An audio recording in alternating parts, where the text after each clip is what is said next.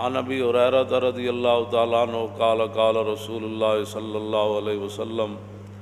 اذا دخل رمضان فتحت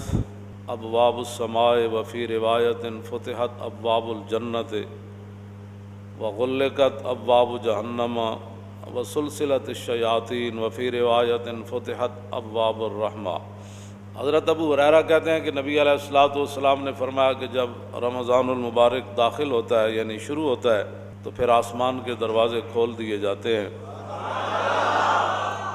اور ایک روایت میں یہ ہے کہ جنت کے دروازے کھول دیے جاتے ہیں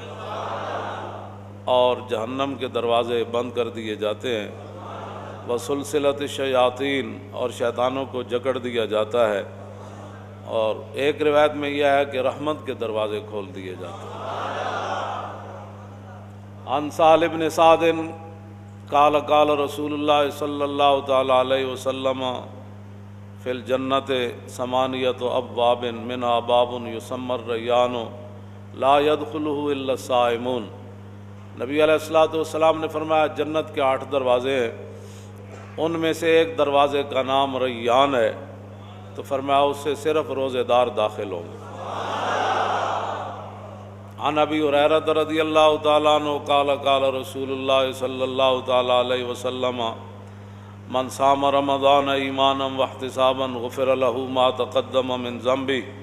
ومن قام رمضان ایمانا واحتسابا غفر له ما تقدم من ذنبه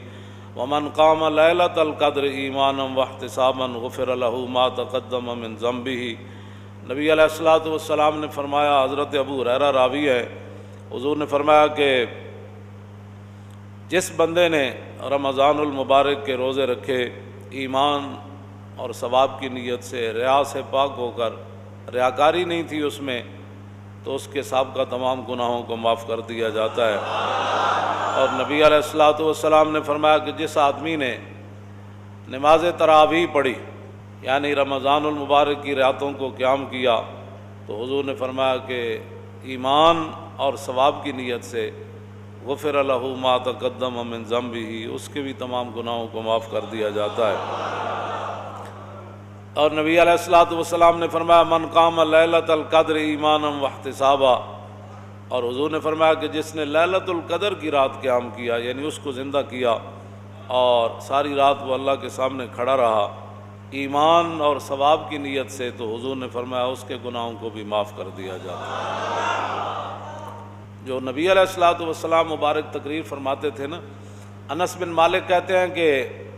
کلما خطبنا رسول اللہ صلی اللہ تعالی علیہ وسلم الا قال لا ایمان لمن لا امانۃ له ولا دین لمن لا عہد له۔ انس بن مالک نے 10 سال ظاہر ہے حضور کی خدمت کی، تو کہتے ہیں میں نے حضور کا کوئی کم ہی ایسا خطبہ سنا ہوگا جس میں حضور نے تقریر سے پہلے یہ نہیں فرمایا لا ایمان لمن لا امانۃ له، فرمایا اس کا تو ایمان ہی نہیں جس کے اندر امانت داری نہیں ہے۔ کلمہ، بہت کم ایسا کوئی خطبہ ہوگا جس خطبے کے شروع میں حضور نے یہ نہیں فرمایا کہ لا ایمان لمن لا امانۃ له، امانت وہ حکمرانوں کے پاس ہو، وہ مولویوں کے پاس ہو، حافظوں کے پاس ہو، وہ قاریوں کے پاس ہو، وہ محدثین کے پاس ہو، وہ صوفیوں کے پاس ہو، وہ غوثوں کے پاس ہو، وہ عوام کے پاس ہو، وہ باپ کے پاس ہو، وہ ماں کے پاس ہو، جس کے پاس بھی جو امانت ہے، یہ مراد نہیں ہے کہ صرف حکمران اس سے مراد ہے۔ ہاں، جو امانت اللہ نے، حضور نے فرمایا یہ بچے تمہارے لیے امانت ہے۔ چھوٹی عید کے خطبے میں حضور نے فرمایا کہ یہ اولاد جو ہے تمہاری امانت ہے تمہارے پاس۔ کیا مطلب؟ دین کی طرف لگانا، کل اس امانت کے بارے میں بھی تم سے پوچھا جائے گا۔ حضور نے فرمایا لا ایمان لمن لا امانۃ له، اس کا تو ایمان ہی نہیں جو امانت دار نہیں، ولا دین لمن لا عہد له، اور فرمایا جو وعدے کا پاسداری نہیں کرتا اس کا تو دین ہی کوئی نہیں۔ انجاب حضور کا خطبہ کیسے ہوتا، آگے ذرا تھوڑی سی میں تاکہ وضاحت اور کر دوں۔ عن جابر ابن عبداللہ قال کان رسول اللہ صلی اللہ تعالی علیہ وسلم اذا خطب احمرت عیناہ وعلا صوت واشتدت غضبہ کانہ منذر جیش یقول سبحکم ومساکم۔ جابر بن عبداللہ کہتے ہیں کہ جب نبی علیہ الصلوۃ والسلام خطبہ ارشاد فرماتے، حضور تقریر فرماتے، تو حضور کی مبارک آنکھیں سرخ ہو جاتی، پھر اور کیا ہوتا؟ وَعَلَىٰ صَوْتُهُ، حضور کی آواز مزید بلند ہو جاتی، وَاشْتَدَّتْ غَضَبُهُ، حضور کا جاہ و جلال اس کے اندر اور اضافہ ہو جاتا، جیسا کہ نبی علیہ الصلوۃ والسلام ایک ایسے لشکر سے ڈرا رہے ہیں کہ جو لشکر صبح حملہ کرنے والا ہے یا شام کو حملہ کرنے والا ہے۔ ایسی تقریریں جس سے قوم جو ہے وہ پہلی بھیڑ ہے تو اور اس کو بھیڑ بنا دیا جائے، او جی مولانا اسلام تو بڑے امن کا درس دیتا ہے۔ میں نے کہا ہومن امام الانبیاء، ہومن محبوب رحمت للعالمین، خیمہ افلاق کا استادہ جنہاں دے نام نال کھڑا ہے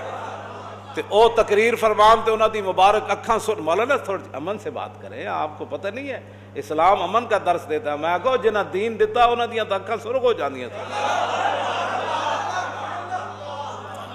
انہاں دی مبارک اکھاں دا تو کوئی قیمت ہی کوئی نہیں نا۔ وَعَلَىٰ صَوْتُهُ، حضور کی آواز پہلے سے زیادہ بلند ہو جاتی۔ حالانکہ نبی علیہ الصلوۃ والسلام کی مبارک آواز میں اللہ نے یہ معجزہ رکھا ہے کہ جس طرح قریب والے کو حضور کی مبارک آواز سنائی دیتی، اس طرح 1,24,000 میں سے جو آخری صحابی بیٹھے تھے نا عرفہ کے میدان میں، جس طرح قریب بیٹھے صدیق اکبر کو آواز آ رہی تھی، اسی طرح آخری صحابی کو بھی ایسے آواز آ رہی تھی۔ تو میرے آقا و مولا کی مزید آواز بلند ہو جاتی، وَعَلَىٰ صَوْتُهُ، اور وَاشْتَدَّتْ غَضَبُهُ، اور حضور کے جاہ و جلال میں اور سختی آ جاتی۔ قوم کو یہ مزاج بتایا ہوتا نا کہ حضور ایسے خطاب فرمایا کرتے جی، تو پھر قوم ہماری ناموس رسالت کے مسئلے کو بھی سمجھ جاتی، پھر حضور کی عظمت کو بھی سمجھ جاتی قوم، اور پھر رسول اللہ کی ختم نبوت کے مسئلے کو ایسے سمجھ جاتی کہ ایسے تلوار بھی کھڑی ہو حضرت حبیب بن زید کے سر پر، مسلمہ خود اٹھ کر کھڑا ہو جائے کہ بتاؤ میں کون ہوں، فرمایا تو کون ہے؟ رسول تو رسول اللہ ہی ہے، تو کون ہے؟ کیا باتیں کرتا ہے؟ تو کون ہے؟ رسول تو رسول اللہ ہی ہے، تو کون ہے؟ ایسے جاہ و جلال سے تقریریں ہوتی نا ختم نبوت پر، تو پھر حضور ظاہر بات ہے حضور وضو کے بھی مسائل بتاتے، تو حضور کا اس وقت بھی انداز پھر۔ عن سلمان الفارسی قال خطبنا رسول اللہ صلی اللہ تعالی علیہ وسلم فی آخر یوم من شعبان، حضور نے، سلمان فارسی کہتے ہیں کہ حضور نے شعبان کے آخری دن یہ ہمیں خطبہ ارشاد فرمایا۔ کیا فرمایا؟ فقال یا ایھا الناس قد اظلکم شہر عظیم شہر مبارک شہر فیہ لیلۃ خیر من الف شہر۔ شعبان کی آخری تاریخ کو حضور نے ہمیں خطبہ ارشاد فرمایا، تو اس خطبے کا انداز بھی تو یہی ہوگا نا، قد اظلکم شہر عظیم، ہاں جی شہر مبارک، اس طرح ہی حضور نے فرمایا ہوگا نا تمہارے پاس بھائی بڑا عظیم مہینہ آنے والا ہے، بڑی برکت والا مہینہ آنے والا ہے، اور ایسا مہینہ آنے والا ہے جس کی ایک رات 1000 مہینوں سے افضل ہے۔ جعل اللہ صیامہ فریضۃ وقیام لیلہ تطوعا، حضور نے فرمایا اللہ نے اس کے روزوں کو فرض کیا، اور رات جو ہے نماز تراویح پڑھنا یہ میری سنت ہے۔